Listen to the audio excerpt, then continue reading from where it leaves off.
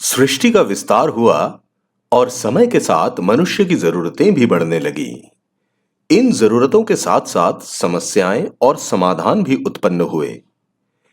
लोग एक दूसरे को देखकर और सीखकर अपने कामों को बेहतर करने लगे।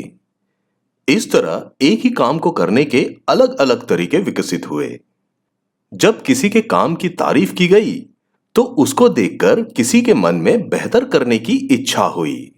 बड़ी संख्या में लोगों की जरूरतें पूरी करने वाले कार्यों का रूप बड़ा होता चला गया और उन काम करने वालों को प्रतिष्ठा और मान सम्मान मिलने लगा। इसे देखकर प्रतिष्ठा पाने के लिए कुछ लोग कामों के पीछे भागने और उस ढंग से करने लगे जिनकी शायद असल में कोई जरूरत नहीं थी। प्रतिस्पर्धा और प्रतिष्ठा की इस दौड़ ने मनुष्य में तनाव, अविश्वास, चालाकी और स्वार्थ जैसे भावों को जन्म दिया। इसका असर मनुष्य के शरीर और मन पर पड़ा। डर, चिंता, असुरक्षा और बेचैनी जैसी भावनाएं लोगों में बढ़ने लगी। इसके कारण अपराध, शोषण, दुर्घटनाएं जैसी घटनाएं भी बढ़ने लगी। क्योंकि हमारी जैसी भावनाएं होती हैं, हम अपने केंद्र पर जैसे होते हैं उसके अनुसार दृश्य बनने लगते हैं। ऐसे में मनुष्य अपने आप को दूसरों से अलग मानकर उदासीनता, अकेलेपन और नकारात्मकता से घिरता चला जाता है। असल में सब आपस में जुड़े हैं और एक दूसरे के सहयोगी हैं, लेकिन हम इस सत्य को नहीं देख पाते। पुरानी सोच और उलझनों में फंसकर नई समस्याओं का सामना नहीं कर पाते। हालांकि जीवन का उद्देश्य निरंतर बेहतर की ओर बढ़ना है।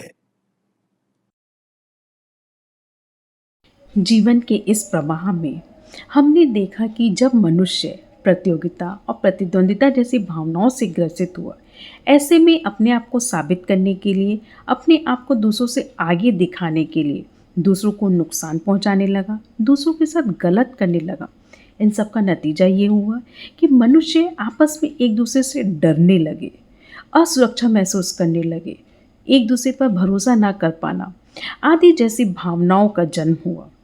इन सब की वजह से मनुष्य अपने आप को दूसरों से अलग समझने लगा।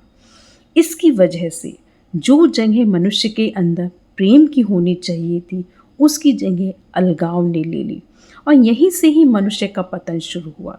अब मनुष्य संसार में जीने की बजाय संसार की चीज़ों को पाने की होड़ में लग गया। उसकी वजह से उसके अंदर बेचैनी और व्याकुलता बहुत ज़्यादा बढ़ने लग गई। इसकी अगली वीडियो में हम जानेंगे संसार की पृष्ठभूमि क्या है, द्वैत क्या है, किस किस तरह के द्वैत हैं, उनकी भूमिका क्या है।